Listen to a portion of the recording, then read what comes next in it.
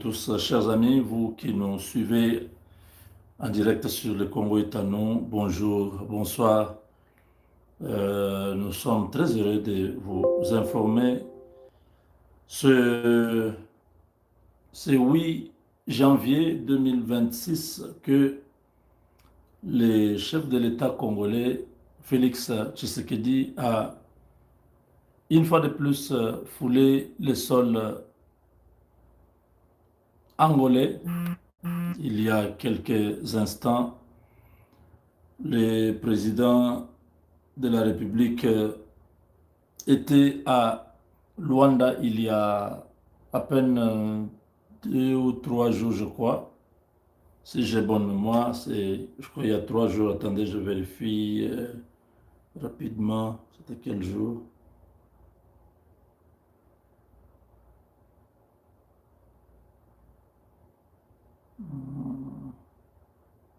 C'était le 5, voilà.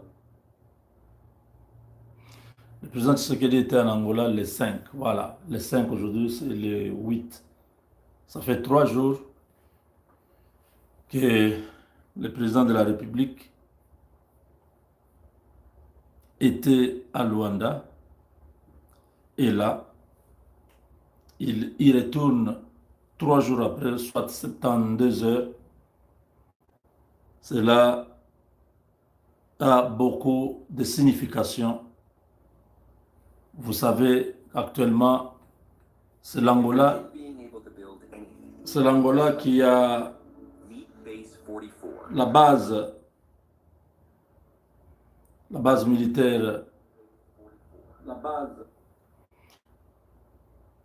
de l'armée américaine du côté de Soyo et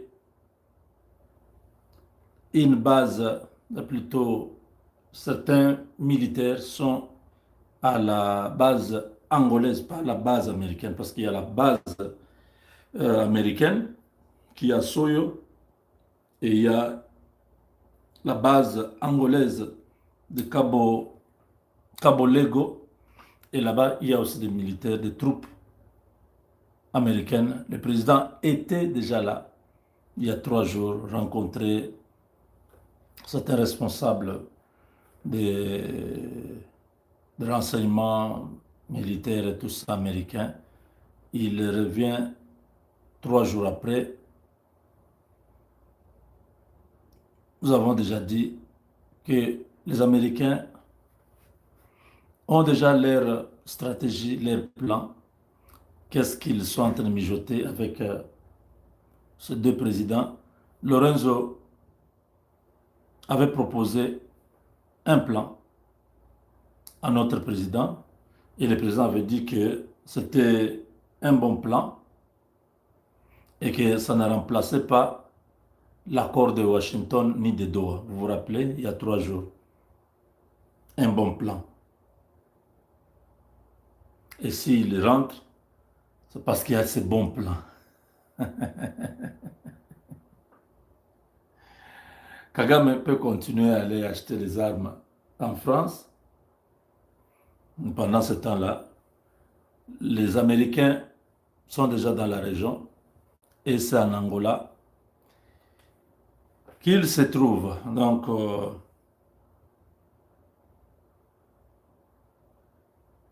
nous ne pouvons que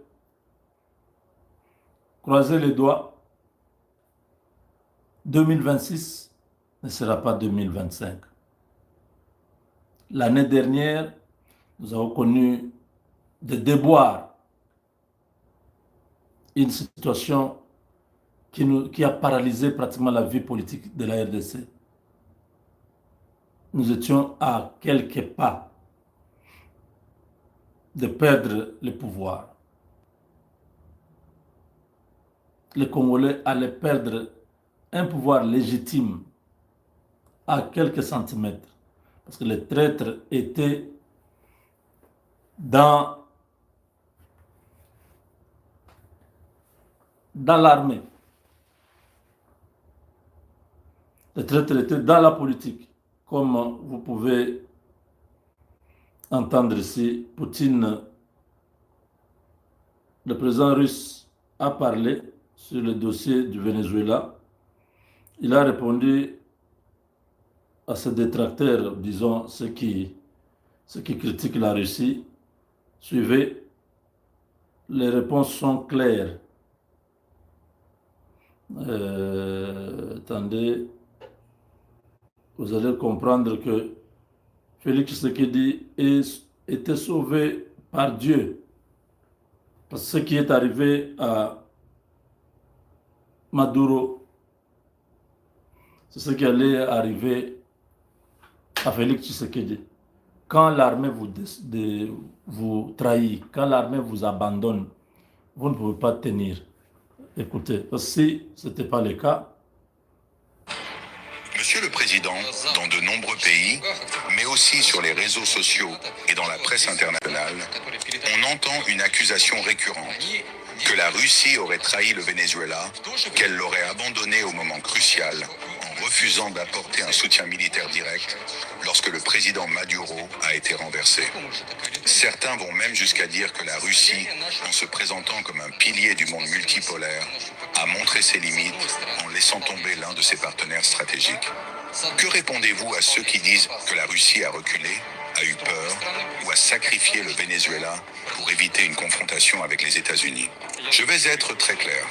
D'abord, il faut commencer par les faits, pas par les émotions ni par la propagande. La Russie n'a jamais signé avec le Venezuela un pacte de défense mutuelle. Il n'existe aucun traité entre Moscou et Caracas qui oblige la Russie à entrer en guerre si le Venezuela est attaqué. Un pacte de défense, c'est ce que nous avons avec certains États. Cela signifie, si tu es attaqué, nous entrons dans le conflit. Ce n'était pas le cas avec le Venezuela. La coopération entre la Russie et le Venezuela reposait sur la formation de l'armée, la fourniture d'armes, la défense aérienne, le renseignement et la coopération technique. Et nous avons fait tout cela. La Russie a livré des systèmes S-300. Nous avons entraîné des officiers vénézuéliens. Nous avons coopéré dans le domaine du renseignement. Nous avons aidé le Venezuela à construire ses capacités de défense. Mais un pays qui veut être souverain ne peut pas déléguer sa propre survie à une puissance étrangère. C'est précisément le principe du monde multipolaire. Le monde multipolaire n'est pas un système où Moscou et Pékin vont se battre pour tous les autres. C'est un monde où chaque État doit être suffisamment fort pour se défendre lui-même. Sinon, ce n'est pas de l'indépendance, c'est une dépendance. Deuxièmement, il faut comprendre ce qui s'est réellement passé au Venezuela. Il n'y a pas eu d'invasion américaine.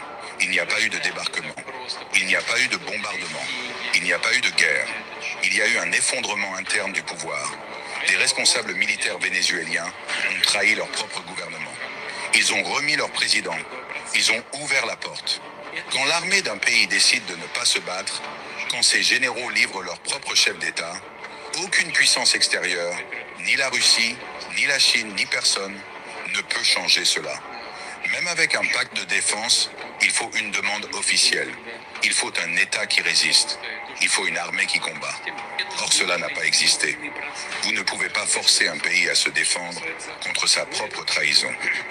Troisièmement, on parle beaucoup d'humiliation. Oui, quand un partenaire tombe, ceux qui l'ont soutenu subissent un choc politique. C'est la même chose quand l'OTAN échoue en Afghanistan. Quand les États-Unis quittent le Kaboul, quand l'Europe est incapable d'imposer sa volonté. Mais l'humiliation n'est pas une trahison. La trahison, c'est quand on abandonne un allié malgré un engagement juridique et militaire. La Russie n'a jamais abandonné ses engagements. Elle a respecté exactement ce qu'elle avait promis. Enfin, je veux rappeler une réalité simple. La Russie n'est pas un empire colonial. Nous ne renversons pas des gouvernements. Nous n'envoyons pas nos armées pour imposer des régimes. Nous aidons les pays à se tenir debout. Nous leur donnons les moyens de se défendre. Mais la décision de se battre ou de se rendre appartient toujours à leur peuple et à leur armée. Voilà. Si le Venezuela avait résisté... Vous avez suivi, n'est-ce pas? Le Venezuela s'est effondré de l'intérieur. Donc l'armée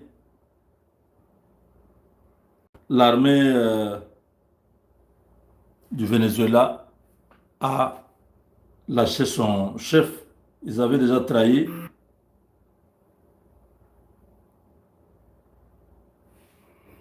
Ils ont trahi.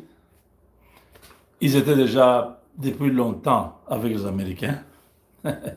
Vous voyez, c'est ce que le Rwanda a fait, c'est ce que Hippolyte Kanambe a fait. Ils ont préparé les Frank Tumba Bwamunda, les Chiwewe, les Ndaiwel. Vous avez vu comment la France avait décoré Ndaiwel Frank Tumba à l'ambassade de France à Kinshasa. Tout ça, c'était un décor qui était déjà planté. Félix Tshisekedi voyait, mais il ne savait pas qu'est-ce qui était derrière cette décoration-là. Ces généraux étaient déjà achetés. La France, le Rwanda et les autres puissances étaient déjà préparées pour renverser Félix Tshisekedi. C'est comme ça que vous avez vu, quand Goma tombe, quelques semaines après, Bukavu tombe aussi. C'était déjà planifié. Kisangani allait tomber, le Katanga allait tomber. Nous avons eu la vie sauve avec nos Wazalendo qui se sont mobilisés pour bloquer le passage du côté d'Ovira et du côté de Kisangani. Quand ils sont arrivés autour de la société Alpha Mine, Washington a demandé au Rwanda de ne pas avancer. Donc, ils se sont bloqués à ce niveau-là. Donc, quand l'armée trahit, l'ennemi peut passer. Vous avez suivi le Venezuela. L'armée était déjà complice. C'est une opération qui s'est passée avec beaucoup